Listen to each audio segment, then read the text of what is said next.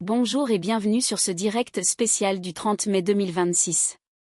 Aujourd'hui, nous aborderons des points cruciaux pour la nation française. Nous ferons le point sur la souveraineté nationale face aux menaces cyber et militaires, puis nous examinerons l'état des institutions et de la vie sociale, de la justice aux conditions de travail. Nous traiterons ensuite des questions d'identité française, avec les cultures et l'intégration, avant de nous pencher sur les données de la sécurité intérieure, de la criminalité au terrorisme. Des faits, rien que des faits, avec des chiffres précis et sans langue de bois. Passons au premier sujet, la souveraineté nationale face aux menaces. 10 recommandations ont été émises pour le renseignement français afin de renforcer son efficacité. La cyberdéfense nationale est au cœur des préoccupations. Le CERT-FR, Centre gouvernemental de veille, d'alerte et de réponse aux attaques informatiques, a récemment mis en garde contre des vulnérabilités dans les produits Trent Micro, notamment la faille CVE 2026-34926, qui est actuellement et activement exploitée. Parallèlement, de multiples vulnérabilités critiques ont été découvertes dans le noyau Linux Red Hat, offrant la possibilité d'exécuter du code arbitraire à distance. Ces failles constituent des brèches potentielles pour les infrastructures critiques françaises.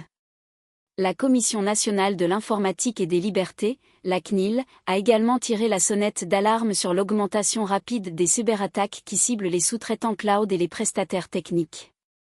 Ces entreprises gèrent des données sensibles, et leur compromission peut avoir des conséquences importantes sur la protection des informations des citoyens et des organisations françaises.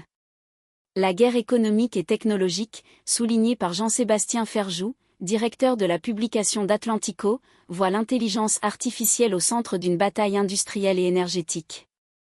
Sur le plan militaire, un rapport de la délégation parlementaire au renseignement de l'Assemblée nationale, daté de 2025, a rappelé la centralité du renseignement stratégique pour la défense du pays.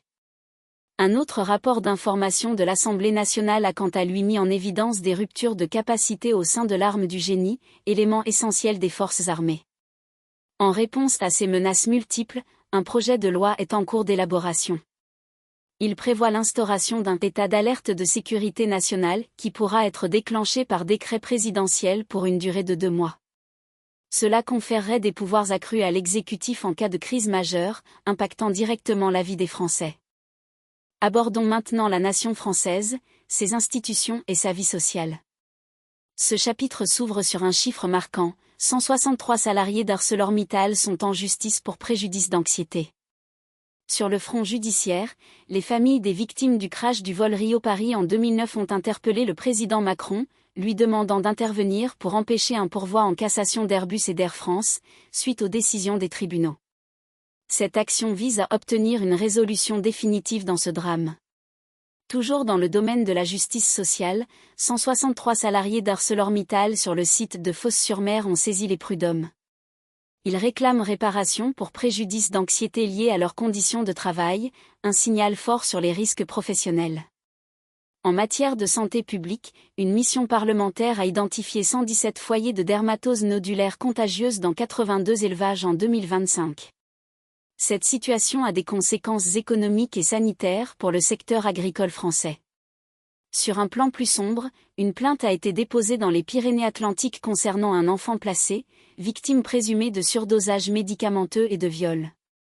Cette affaire met en lumière les défaillances potentielles dans la protection des mineurs confiés à l'aide sociale à l'enfance. En politique intérieure, Jordan Bardella, président du Rassemblement national, a exposé sa vision d'une réforme des retraites. Il propose un système sans âge légal de départ, intégrant une part de capitalisation. Cette proposition vise à modifier en profondeur le régime de retraite actuel. Enfin, les conditions climatiques extrêmes ont eu des répercussions directes sur la vie des travailleurs. La Direction générale du travail, la DGT, a recensé 11 accidents graves en 2024, dont 7 mortels, directement attribuables à la canicule. Ces chiffres soulignent l'urgence d'adapter les protections des salariés face au réchauffement climatique. Concentrons-nous à présent sur l'identité française, ses cultures et son intégration. Un chiffre introductif interpelle, 843 actes antichrétiens ont été recensés en 2025. La sénatrice Valérie Boyer, Les Républicains, a alerté le gouvernement sur ce nombre significatif d'actes antichrétiens enregistrés en France en 2025. Selon les données du ministère de l'Intérieur, entre 87 et 90% de ces actes sont des atteintes aux biens et aux édifices religieux. Ces faits touchent le patrimoine culturel et spirituel du pays, ainsi que la liberté de culte des Français. Sur le plan du droit du travail et de l'intégration, les travailleuses du boulevard de Strasbourg, engagées dans un conflit social, ont finalement obtenu leur titre de séjour après 78 jours de grève. Cette issue représente une victoire pour ces salariés et met en lumière les enjeux d'accès aux droits pour les travailleurs sans papier. Dans un cas similaire, l'affaire dite des coiffeuses pourrait être qualifiée de traite des êtres humains devant l'autorité judiciaire, ce qui soulève des questions sur l'exploitation au travail sur le territoire national. Concernant le monde associatif et l'engagement citoyen, Alexandra Palt a démissionné de son poste au WWF France. Sa démission fait suite à des reproches liés à sa participation à un rassemblement, démontrant la tension autour des prises de position publiques de personnalités influentes. Enfin, la vie quotidienne des Français est également impactée par les événements météorologiques. Météo France a ainsi classé Paris et sa petite couronne en vigilance orange canicule à partir de midi, soulignant l'importance des enjeux climatiques sur la santé publique et le bien-être des habitants de la capitale et de ses environs. Évoquons maintenant le volet sécurité, qui englobe la criminalité et le terrorisme. Le bilan est lourd avec, notamment, un mort et 4 blessés par fusillade à Grenoble. Le narcotrafic reste une préoccupation majeure. Laurent Nunez, préfet de police, a affirmé que le narcotrafic n'était pas une fatalité à Nice, suite à une fusillade qui a fait 2 morts et 6 blessés. Dans le cadre de cette affaire, 13 personnes ont été interpellées à Nice, et un arsenal composé d'un fusil d'assaut FAMAS, d'une grenade et de 20 000 € en numéraire a été saisi. Ces chiffres illustrent l'ampleur des moyens déployés par les réseaux criminels et la riposte des forces de l'ordre. À Nantes, la situation est également tendue, avec 3 morts enregistrés en moins d'1 mois, tous liés au narcotrafic. Un homicide a notamment eu lieu le 26 mai, attestant de la violence de ces règlements de compte.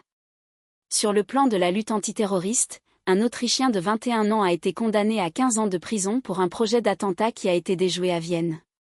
Cette condamnation internationale souligne la vigilance nécessaire face à la menace terroriste persistante et la coopération entre les services de renseignement.